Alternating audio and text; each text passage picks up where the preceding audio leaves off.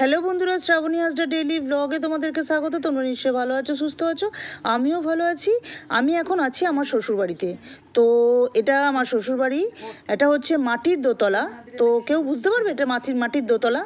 তো শ্বশুরমশাই মারা যাওয়ার 2 মাস আগে সব কিছু, 2 মাস 3 মাস আগে সব কিছু আবার নতুন করে রিপেয়ারিং করে, এই যে মেঝেটা দেখছো, মেঝেটাও সিমেন্টের করে দিয়ে গেছে। মানে আমাদের আর কোনো চিন্তা নেই, আমাদের বহু বছর আমরা আর কোনো রকম কোনো কিছু করতে হবে না, মানে মজবুতভাবে করে দিয়ে গেছে।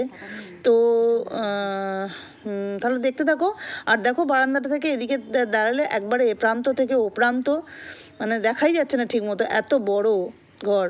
আমাদের শ্বশুরমশাই অনেক বড় ঘর করে গেছে আমাদের জন্য। তো এখন যাচ্ছি আমি ভোট দিতে। তো আমি অলরেডি রাস্তার মধ্যে বেরিয়ে পড়েছি ছাতা নিয়ে।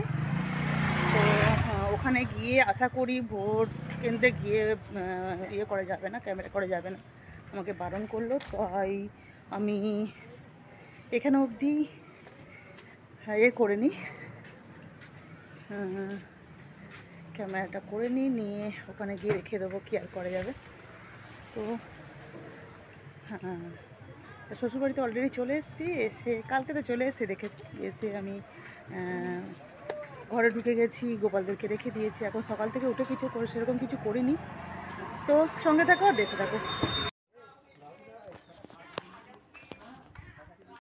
তো আমার ভোট দেওয়া হয়ে গেল, ভোটের প্রমাণ দেখো, এই দেখো। অনেকদিন পর আজকে ভোট দিলাম, অনেকদিন পর ভোট দিলাম। তো প্রচণ্ড রোদ্দুর, ছাতা নিয়ে বেরিয়েছি।